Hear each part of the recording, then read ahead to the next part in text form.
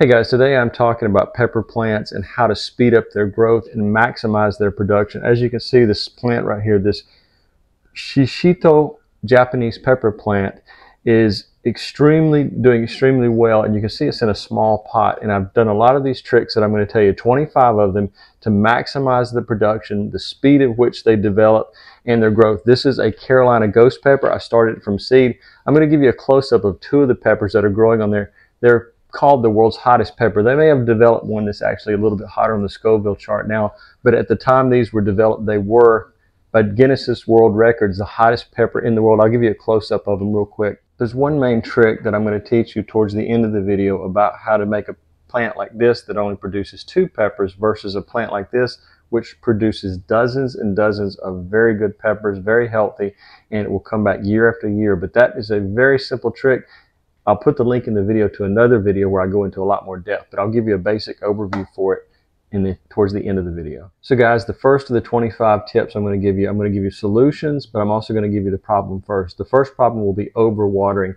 If the plant or your pepper plant is in standing water, the soil is soggy, it's not going to be happy. So you want to make sure that you have something like a moisture meter where you can test a 1 to 2 inch depth of the soil and make sure that it needs to be watered. If it's showing that it's wet in that first 1 to 2 inches, you need to wait till it dries out a little bit and then test it. If you're using pots like these, make sure they have good drainage. Even though these have been sitting in humidity trays, I still make sure that I don't overwater. If there's been a lot of rain, I will cease watering until it has a chance to dry out. Now the second issue is underwatering, and there's an easy way to tell. If you're underwatering your pepper plant, you'll see a lot of leaf drop. It's under stress, and you want to make sure that you're keeping the soil moist but not soggy. Now the third is going to be lack of sunlight. Peppers prefer to be in full sun. If you can't provide them at least 6 to 8 hours a day of sun, you're going to have issues with your pepper plant. If you're growing them indoors, which is a very difficult thing to do, you're going to need to provide at least 12, maybe up to 16 hours of artificial light every day with a quality grow light. I'll put a link in the description, which is what I think is one of the best grow lights out there. There's a lot of them sold online, and there's a lot of them sold in garden centers, but I'll put the link to the one I think that will give you the best results. But again, you're going to have less than stellar results trying to grow them inside because peppers do prefer to grow outside. Now, a lot of people don't realize this, but if you're planting your peppers too early and the soil temperature is below 65 degrees, you're going to have an issue with your pepper plants being stunted possibly for weeks or even months afterwards. So make sure that when you plant them, you're using these soil moisture meters. Also have temperature probes with them, and they can tell you the accurate temperature of what the soil is. You may want to go out late at night, 10, 11, maybe even 12 o'clock, and test the soil temperature. Make sure that you're not planting it when it's really cold. You usually can know this because the outside nighttime temperature is still quite cold. So just make sure that you wait until those nighttime temperatures are well above 50 degrees so your soil temperature is also the right temperature. Now this is another critical thing, is you want to make sure your peppers are properly spaced, about 18 to 24 inches apart for each pepper plant. If they're spaced too close together, there can be issues with airflow and diseases and fungal issues. So just remember, make sure that you're giving it plenty of room. Even though this is a 4x8 bed, I don't have a lot of peppers in it because I want to make sure there's good airflow and plenty of room for growth, and they're not robbing each other of sunlight. Now this next trick is really important for all vegetables. If you are putting too much nitrogen on them, you're going to have a lot of leaf growth, but not a lot of fruit production. So you want a high middle number in your NPK number. Phosphorus is the thing that helps create flowers and vegetables. So something like this Schultz has a very high middle number in the three-digit ratio of NPK. It's 10-54-10, and I've seen amazing results with it. I've never seen a product that works as well as Schultz does. Miracle Grow is just always kind of giving me okay, semi-okay results. But if you're not doing organic and you want to use something that's really good, I would recommend Schultz. If you're going organic, you want to find things that have very high phosphorus counts in them. I do try to do a lot of things organically, but sometimes I really want to boost the growth of whatever it is I'm growing as far as fruit production, and this has really done it. The Schultz, as you can see, has really helped. Even in a small pot like this, which had minimal fertilization from Schultz, has produced incredible results in a very short amount of time. Now, not testing for your soil pH can be a critical mistake because peppers prefer a soil pH of about 6 to 6.8. So something like one of these little monitors can really help you. And if your soil is too acidic or too alkaline, you can adjust it based upon what the results are from one of these. But just remember that it's really easy to do, and it will help produce much better results in your peppers. It will help increase their nutrient uptake if the soil pH is just right. Now, crop rotation is really an important thing for all vegetables. It's really important for peppers as well. You want to make sure that you don't keep planting peppers in the same containers each year without refreshing the soil and removing most of it and then putting in new soil. Also, in garden beds, you want to rotate them to different spots in the garden. You don't want them in the same spot. That will help prevent a lot of soil-borne diseases. Now, inconsistent watering can cause problems like blossom end rot, bitter fruits, and cracking on the fruits themselves. So you want to make sure you're watering on a schedule. And one of the best things that I found, if you don't have an irrigation system, is something like this that you can hook up to your hose, water it for a very short amount of time, only 1 to 2 minutes a day, to make sure there's just a little bit of water, especially during the growing, flowering, and fruiting seasons, the stages of that plant. That's going to help it quite a bit if you make sure that it's just got consistent water. And go back to the beginning and remember, not overwatering, not underwatering, just making sure that you're consistent with your watering method. So this is one of my favorite mulches. It's shredded pine bark, very finely shredded, not the large ones. This is called soil conditioner. I found this at Lowe's many years ago, and I replaced what I was using, which is pine straw. I found that the pine straw allowed weeds to grow through it, and if you put a 1 to 2 inch layer of this, I have had almost no problems with weeds. Actually, I don't think I've weeded once this summer. So using shredded pine bark, and this is the last of it. It's a little bit more of a sawdust now, but when you first buy it, you're going to see a lot of small pieces of pine bark in it, and it really does stop the weeds, and it holds moisture in your soil. So it works great for retaining that moisture and helping your peppers grow very quickly. So lack of pollinators is another huge issue. If you don't have enough pollinators in your garden and they're not going to your pepper plants and going from flower to flower and plant to plant, it could mean that you're not going to have much of a harvest. And that's why I always recommend using a paintbrush or a toothbrush, and even better would be an electric toothbrush, and just go from flower to flower, gently touching them and helping mix that pollen among all the flowers. You'll find that your production rate goes way up when you do that. Nobody really wants to do it because it's such a tedious, seemingly meaningless thing that you're going to do, but believe it or not, this can make a massive difference if you don't have enough pollinators in your garden. One of the best plants I found to plant in the garden that will draw in pollinators, I've never seen anything like it, but I put it in a large barrel that doesn't have a drain. It's called pickerel, and I've ordered it a few times from Etsy, and it is just spread like weeds, but it puts out flowers all summer long. I've never seen anything like it. It draws in wood-boring bees and everything you could imagine, honeybees, everything. It just works great. So I would try a pickerel in a watertight container and let it grow for the entire summer, and you would be amazed at how many pollinators it will bring in. It really does work great. Now, I've created a video previously about how to make your own soil, potting soil and garden soil, and it's one of those things that I do every year in the springtime before it gets hot, and I want to add that to the soil so it has time for microbes and things like that to grow. I also use worm castings. That's another great additive. And black cow. There's 2 types of black cow. When you go to your local hardware store, you might see black cow in yellow bags and you think it's all the same. Actually, there's 2 types. You have black cow compost and black cow potting soil. Don't mix up the 2. If you use the potting soil, you're not going to get the same results. So make sure you get the compost, add it to your garden, till it in with a hoe or a rake, and make sure you do that every year, because that makes a huge difference, adding amendments like worm castings and composted cow manure. Now, another video I want to direct you to about doing soil amendments is my eggshell video, and I'll put the link up above. But this entire box has been filled by eggshells. I've allowed them to dry out in the sun. Didn't take any electricity. If you don't have good sunlight and you can't do that, use an oven. But watch that video and you'll see how to turn just common eggshells into a great soil additive. Now, the plant you've been looking at, I only have 1 in this small pot. This is maybe a gallon-sized pot.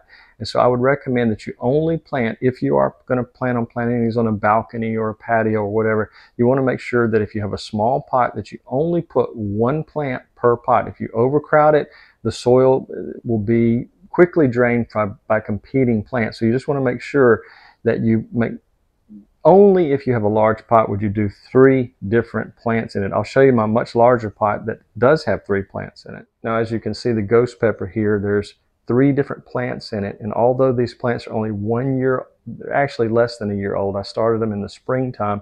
Now we're in the fall.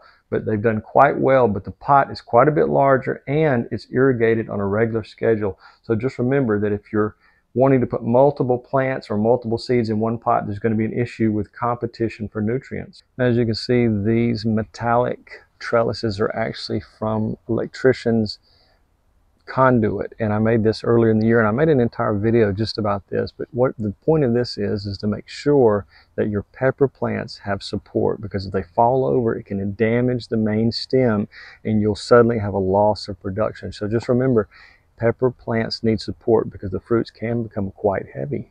Now, another critical mistake pepper growers often make is not monitoring for pests such as aphids, mites, and caterpillars. They can quickly destroy a pepper plant before you know it.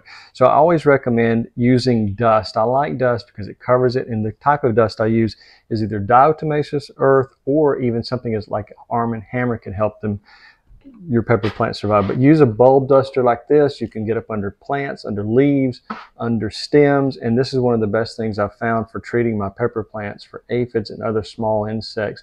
If you have a much bigger problem, you might want to try neem oil, and you can use a sprayer. But if you take it on early with something like a dust, it will prevent a lot of problems later in the season when they're really multiplying outdoors.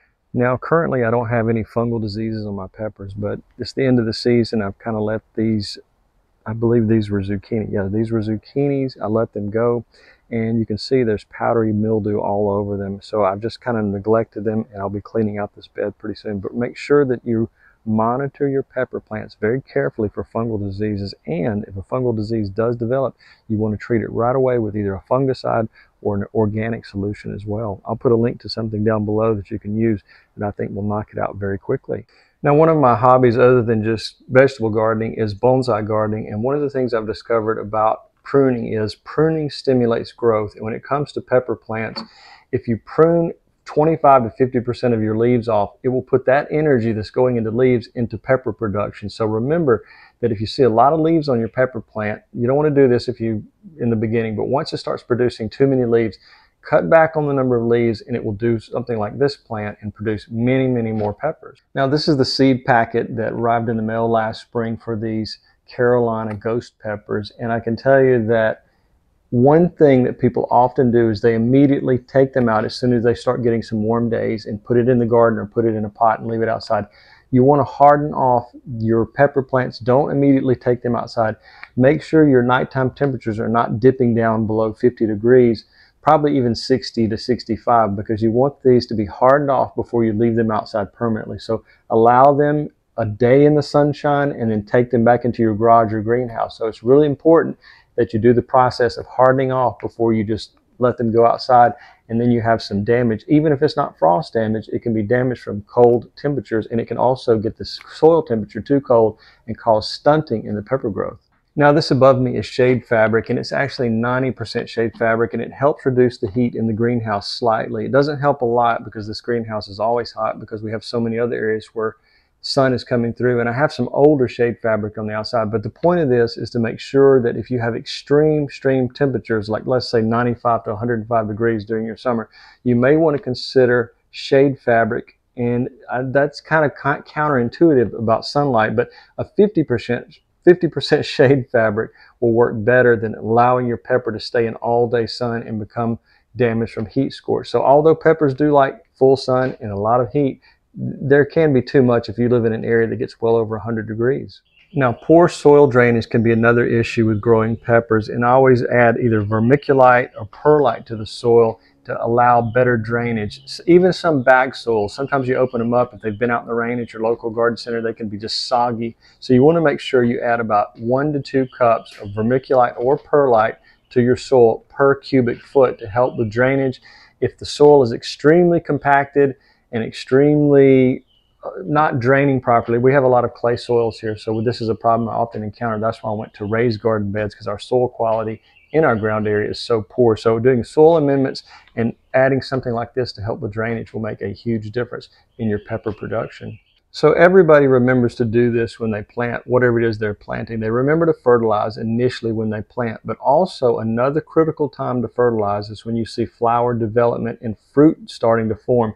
You want to put something in the soil very, very high in phosphorus. That's critical. This, as I said earlier, this is 10-54-10, extremely high phosphorus count, and that will help produce results like this. If you do it, once you see the flowers forming, it will speed up the pepper growth, and it will just, you'll have an abundance of peppers really quickly. If you don't want to use this, just find a organic solution that has a very high middle number in the NPK number. Now this pepper plant actually breaks the rule of the next rule I'm about to tell you, is about having a pot that's 12 inches deep. The reason this is produced so well, I've kept a very close eye on it, did the proper pruning, fertilization, but generally when you're planting peppers in a pot, you want the pot itself to be 12 inches deep and maybe have a 12-inch diameter across the rim of the plant, because you want there to be plenty of room for those roots to expand and grow without being too crowded. Now, blossom end rot can also be an issue with some varieties of pepper, and you want to make sure there's plenty of calcium in your soil, whether you add bone meal or the eggshell video that I referred back to earlier. You just want to make sure that there's a very rich source of calcium going into the soil so you can make sure that you don't have a problem with blossom end rot. Sometimes that's caused by improper watering, but more than likely it's lack of calcium being intaken into the plant, and that's why you might see the blossom end rot problem. Now, one thing you'll notice about my pepper plants, if you take a look at all of them that are growing in pots or in the ground, I make sure there's no weeds competing for nutrients, for water and space, root space inside of the pot or inside of the raised bed. So make sure that if you're not using a quality mulch, make sure that you weed around the plant at least 6 to 12 inches so there's no competing plants for those nutrients. Now, another important thing when it comes to peppers is to make sure you harvest them once they become right in the right size you want them to be, because if you leave them on the plant too long, it can slow down production and cause a problem with overall health of the plant. So just make sure that you're always allowing them to start new. This one I've kind of let go. I've just let them because I wanted to show you what a great plant will look like if you take care of it properly and make sure you use all the right amendments and methods that I mentioned in this video.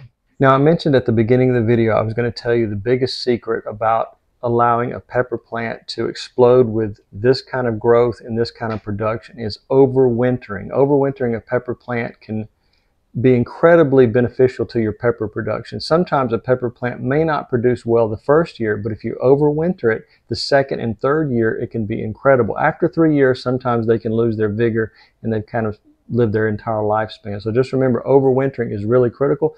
I've got an entire video I'll put up above about overwintering pepper plants that you can take a look at and learn how to do that. You don't have to have a greenhouse. You can do it in a garage, a spare room in your house.